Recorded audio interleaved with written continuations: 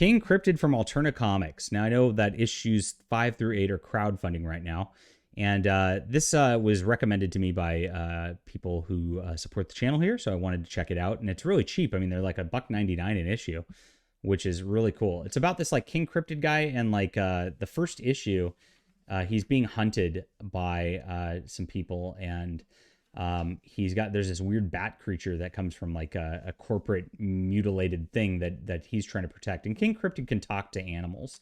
And so he teams up with this bat creature as they're trying to hunt it down and kind of stops the hunters, and the hunters become the hunted. It's kind of neat. The art's really good. This all reminds me, it's done on newsprint here, as you can see. It just reminds me of like the Steve Gerber, like Man-Thing stuff from like the 70s, or like Werewolf by Night, even the Marvel horror, right? And it's not horror in the sense that it's like scary, but it's horror in the sense that these are monsters. And this issue like is one of the best reads of the year. I highly recommend this. Now it's got a different vibe in all the other issues. So there's different artists who actually go in and do these things. This one's a black and white issue, and I guess Peter Simeti wanted this in black and white because it just like felt better for him that way. And this one he's dealing with another monster like who's kind of invaded his little cave and all that, and they have a fight. So art's really good in this one too. It's a really cool concept here as well. It just feels like a nice single issue that follows up very well from the first one.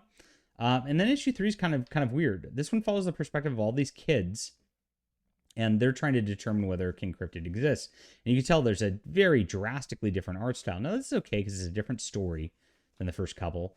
It's got that cartoony look to it, which is really like a kind of a shocker after the first couple of issues. It just changes the vibe quite a bit.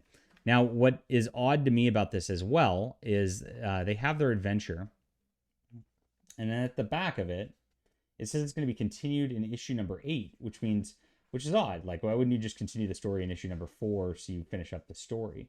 I don't understand like the reasoning behind that. That's kind of weird to start a story and then not get the issue for 4 more issues on that sort of level. Now it is like fast forward in time, and so these like kids are adults now and they're thinking back towards these days. So it's interesting on that level. Very creative act. You know, if he sticks this and like 5 through 7 do really well, and then like that ties into 8 somehow. But if 8's just by itself and doesn't tie into anything, and this should have been issue 4, then it'll be different. We'll see how it goes when those come out. Very, very odd concept. But then doing a black and white issue is pretty ballsy too.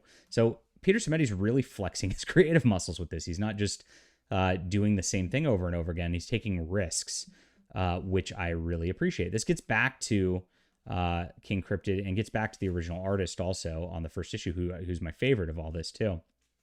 And in this one, there's this like giant swamp creature that the swamp is the creature, and he's threatening to eat everything. And the Barug and King Cryptid kind of talks him down and stops the people from hunting him. And he gets some new allies here. And there's this corporation that's causing problems that we originally saw in the first issue also. So here it is, and that's continued in issue 5, and this one directly continues right after that. So it's pretty cool. So once the crowdfund comes out, I'm probably gonna have to read these again because it's gonna be a while. But these are solid issues. The pacing's good, the dialogue's good. Like I said, if you love that old Marvel horror stuff, this is 100% for you. I give this a 10 out of 10. I'm very, very impressed. I've read some Alterna comics offerings in the past. I've liked some, I've not liked some, but this is like a cut above everything they've ever done, 100%. And Peter Simeti, I think he says he's got like 50 issues outlined or something absurd like that.